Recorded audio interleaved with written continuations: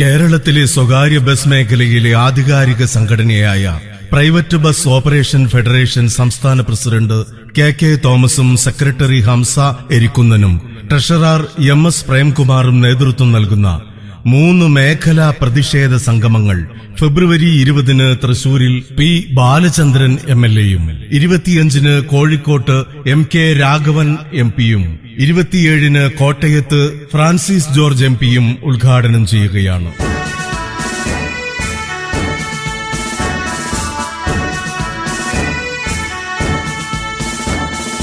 വിവിധ ഘട്ടങ്ങളിൽ സർക്കാരുമായുള്ള ചർച്ചകളിൽ അംഗീകരിച്ച തീരുമാനങ്ങളിൽ ഒന്നുപോലും നടപ്പാക്കാതെ സ്വകാര്യ ബസ് മേഖലയെ നാശത്തിലേക്ക് തള്ളിവിടുന്ന നടപടികൾക്കെതിരെയും നിലവിലുള്ള ബസ്സുകളുടെ പെർമിറ്റുകൾ പോലും പുതുക്കി നൽകാത്തതിനെതിരെയും വിദ്യാർത്ഥികളുടെ തുച്ഛമായ യാത്രാക്കൂലി 1 രൂപ എന്നത് കാലോചിതമായി വർദ്ധിപ്പിക്കാതെയും സ്വകാര്യ ബസ്സുകൾ ഇല്ലാതാക്കുന്ന സർക്കാർ നയം പുനഃപരിശോധിക്കണമെന്നാവശ്യപ്പെട്ടുകൊണ്ടും ഫോട്ടോയെടുത്ത് ഈ ചെല്ലാൻ വഴി ബസ്സുകൾക്ക് വൻതുക പിഴ ചുമത്തുന്നതിനെതിരെയും ബസ് ജീവനക്കാർക്ക് ജോലി ചെയ്യുവാൻ പോലീസ് ക്ലിയറൻസ് വേണമെന്ന കിരാത നിയമം അടിച്ചേൽപ്പിക്കുന്നതിനെതിരെയും ഓരോ ബസ്സിലും 5 ക്യാമറ വീതം സ്ഥാപിക്കണമെന്ന പുതിയ ഉത്തരവ് പുറപ്പെടുവിച്ച് സ്വകാര്യ ബസ് മേഖലയെ വൻ ബാധ്യതയിലേക്ക് തള്ളിയിടുന്നതിനെതിരെയും പ്രൈവറ്റ് ബസ് ഓപ്പറേഷൻ ഫെഡറേഷൻ ഒരുക്കുന്ന വൻ പ്രതിഷേധ സംഗമം കേരളത്തിന്റെ 3 മേഖലകളിലായി നടത്തപ്പെടുകയാണ്.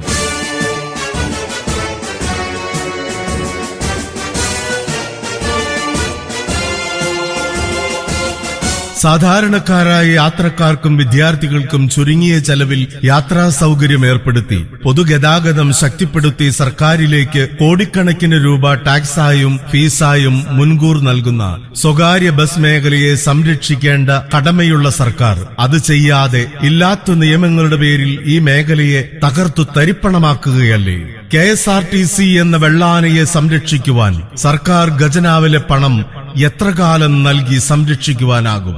ജനങ്ങളുടെ നികുതിപ്പണം പാഴാക്കുന്നതിന് അവസാനമില്ലേ? പ്രിയമുള്ളവരെ, ബസ് ഉടമകളുടെ പ്രക്ഷോഭ സമരങ്ങളുടെ ആദ്യഘട്ടമായി 3 മേഖലകളിലും നടത്തുന്ന പ്രതിഷേധ സംഗമത്തിന് ശേഷം 2ാം ഘട്ടമായി സെക്രട്ടേറിയറ്റ് മാർച്ച് നടത്തപ്പെടുകയാണ്. അതിനുശേഷവും സർക്കാർ അനുകൂല നടപടിയില്ലാതെ വന്നാൽ പൂർണ്ണമായും ബസ് സർവീസുകൾ നിർത്തിവെച്ചുകൊണ്ടുള്ള അനിശ്ചിതകാല സമരത്തിനും പ്രൈവറ്റ് ബസ് ഓപ്പറേഷൻ ഫെഡറേഷൻ നിർബന്ധിതമാകേണ്ടിവരും എന്ന് മുന്നറിയിപ്പ് നൽകുകയാണ്. പൊതുഗതാഗതം സംരക്ഷിക്കുവാനും സ്വകാര്യ മേഖലയെ നിലനിർത്തുവാനും ഈ നാട്ടിലെ നല്ലവരായ ബഹുജനങ്ങളുടെയും പിന്തുണ ഞങ്ങളോടൊപ്പം ഉണ്ടാകണമെന്ന് അഭ്യർത്ഥിക്കുകയാണ്, അപേക്ഷിക്കുകയാണ്. പ്രൈവറ്റ് ബസ് ഓപ്പറേഷൻ ഫെഡറേഷൻ ഒരുക്കുന്ന ഈ പ്രതിഷേധ സംഗമം വൻ വിജയത്തിലെത്തുവാൻ, അവകാശങ്ങൾ അംഗീകരിക്കപ്പെടുവാൻ നിങ്ങളുടെ ഏവരുടെയും സഹകരണം ഒരിക്കൽ കൂടി അഭ്യർത്ഥിക്കുന്നു.